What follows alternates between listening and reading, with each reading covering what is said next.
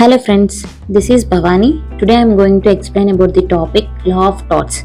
Law of tort means civil wrong. Civil wrong ante the wrong against an individual's personal rights or property or individual's reputation. So ఒక person కి అతని private rights కానీ అతని properties కి కానీ లేదా reputation కి కానీ ఏదైనా డ్యామేజ్ అయితే మనం దాన్ని ఏమంటాము సివిల్ రాంగ్ అనేసి అంటాం అనమాట. So the origin of law of టాట్ ఈజ్ ఇన్ ఇంగ్లాండ్. దీని యొక్క ఆరిజిన్ ప్లేస్ వచ్చేసి ఇంగ్లాండ్ అండి. ద వర్డ్ టాట్ has been derive from the Latin word tortum. So ఈ టాట్ అనే వర్డ్ ఎక్కడి నుంచి వచ్చిందంటే టాటమ్ అనే లాటిన్ వర్డ్ నుంచి వచ్చింది. So the word tortum means twisted form of an act or wrongful act. So tortum అంటే ఏంటంటే twisted form of an act లేదా రాంగ్ఫుల్ యాక్ట్. ఒక రాంగ్ఫుల్ యాక్ట్ ని మనం ఇక్కడ ఏమంటాము టాటమ్ అంటాం. So the main purpose of టాట్ వచ్చేసి to compensate the victims for harm caused by wrongful acts of anothers. So ఇక్కడ ఏంటంటే దీని యొక్క మెయిన్ పర్పస్ వచ్చేసి ఒక అవతల వ్యక్తి ఏదైతే రాంగ్ఫుల్ యాక్ట్ చేశాడో దాని వల్ల ఎవరైతే సఫర్ అయ్యారో వాళ్ళని ఏమంటాం మనం ఇక్కడ విక్టిమ్స్ అంటాం. ఆ విక్టిమ్స్ కి కాంపెన్సేషన్ ఇవ్వడమే ఈ లా ఆఫ్ టాట్స్ యొక్క మెయిన్ ఉద్దేశం అన్నమాట. Object The main object of the tort is to restore the injured party to the position they were in before the wrong.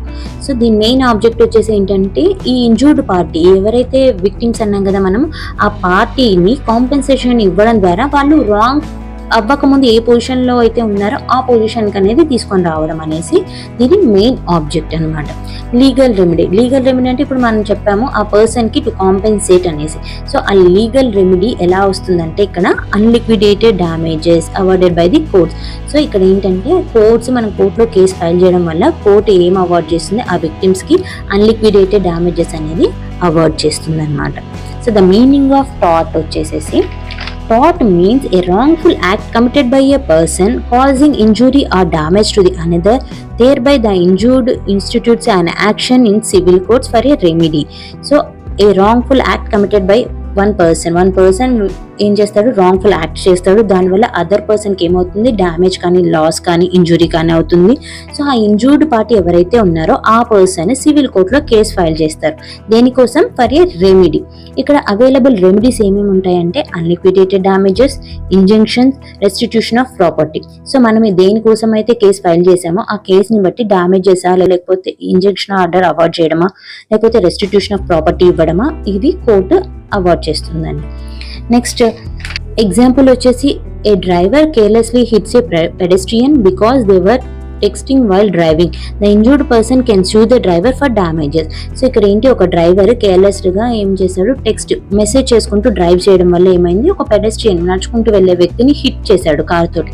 So దానివల్ల ఏమైంది, ఆ పర్సన్ కి ఇంజూరీ అయింది. ఎవరైతే ఇంజూరీ అయిందో ఆ పర్సన్ ఏం చేశాడు, కోర్టులో కేసు ఫైల్ చేశాడు. దేనికోసం, తనకి ఏదైతే ఇంజురీస్ అయ్యాయో దానికి కాంపెన్సేషన్ ఇవ్వమని కోర్టులో కేసు ఫైల్ చేశారు. The tort feasor.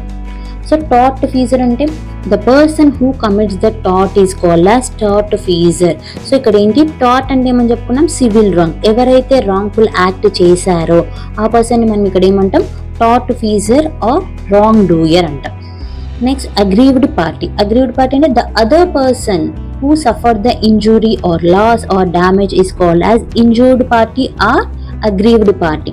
సో ఎవరైతే లాస్, ఇంజురీస్ కానీ డ్యామేజ్ కానీ అయిందో ఆ పర్సన్ ఏమంటాం మనం ఇక్కడ అగ్రీవ్డ్ పర్సన్ అనేసి అంటాం. tortious liability. Tortious liability means the liability which is arises out of the tort. So ఏంటంటే tortious liability ఏదైతే రాంగ్ఫుల్ యాక్ట్ చేసామో ఆ రాంగ్ఫుల్ యాక్ట్ చేయడం వల్ల లైబిలిటీ ఏదైతే అరైజ్ అయిందో దాన్ని ఏమంటాం ఇక్కడ tortious liability అనేసి అంటాం అనమాట. So tortious liability is always payable by the tort feeser. So ఎవరు పే చేస్తారంటే tort feeser, బికాస్ అతను రాంగ్ఫుల్ యాక్ట్ చేశాడు కాబట్టి. సో ఇందాక చెప్పుకున్న ఎగ్జాంపుల్లో మనము డ్రైవర్ ఎవరైతే కార్ డ్రైవర్ ఉన్నారో ఆ పర్సన్ ఇంజురీ డ్యామేజెస్ అన్నీ అయ్యాయి. సో దానికి ఏదైతే అమౌంట్ అవుతుందో హాస్పిటల్ బిల్ కానీ ఏదైతే ఉందో అది ఎవరు పే చేస్తారు, ఇక్కడ టార్ట్ ఫీజర్ అనేవాడు పే చేస్తాడు.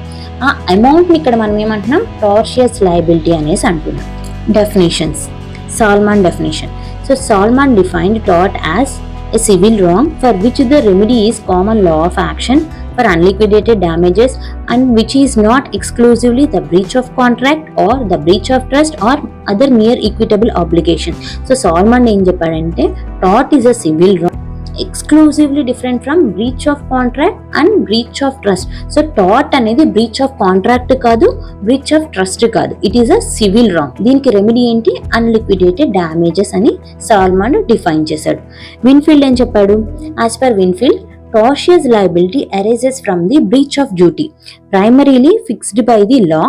This duty is towards the persons generally, and its breach is redressable by an action or unliquidated damages. ఈయనేం చెప్పాడు? tortious liability ఎలా వస్తుందంటే breach of duty వల్ల అరైజ్ అవుతుంది. ఈ డ్యూటీ ఎవరు ఇంపోజ్ చేశారంటే లా, ఫిక్స్డ్ బై ది లా అనేది పర్సన్స్కి. సో నార్మల్గా ఇండివిజువల్స్కి కొన్ని డ్యూటీస్ అనేది లా ఫిక్స్ చేస్తుంది. ఆ డ్యూటీని బ్రేక్ చేయడం వల్ల టార్షియస్ లయబిలిటీ అరైజ్ అవుతుంది. దానికి రెమెడీ ఏంటంటే అన్లిక్విడేటెడ్ డ్యామేజెస్ అనేసి విన్ఫీల్డ్ ఎక్స్ప్లెయిన్ చేశాడు. సో ఇక్కడ డ్యూటీ ఏంటి, ఫిక్స్డ్ బై ది లా ఏంటి అంటే, ఇప్పుడు ఇందాక చెప్పుకున్న ఎగ్జాంపుల్లో కార్ డ్రైవర్ ఉన్నాడు కదా, ఆ కార్ డ్రైవర్ డ్రైవింగ్ చేసేటప్పుడు టెక్స్ట్ చేయొచ్చా? చేయకూడదు. కానీ అక్కడ ఏం చేశాడు? ఆయన టెక్స్ట్ చేస్తూ వెళ్ళడం వల్ల పెడెస్ట్రియన్ని హిట్ చేశాడు. సో అక్కడే బ్రీచ్ ఆఫ్ డ్యూటీ. అక్కడ ఆయన ఏంటి, టెక్స్ట్ చేయకుండా వెళ్ళడం అనేది ఆయన డ్యూటీ, కానీ అక్కడ టెక్స్ట్ చేస్తూ బ్రీచ్ ఆఫ్ డ్యూటీని చేయడం వల్ల ఏమైంది? పెడెస్ట్రియన్ని హిట్ చేశాడు, దానివల్ల అతనికి ఇంజురీస్ అయ్యాయి. He is liable to pay the compensation. ఏమైంది? ఆ డ్రైవర్ అనేవాడు కాంపెన్సేషన్ పే చేయాల్సి వచ్చింది. విన్ఫీల్డ్ ఇలా చెప్పాడనమాట. So this is the two definitions of torts. Next topic మనం elements of torts చెప్పుకుందామండి. Thank you.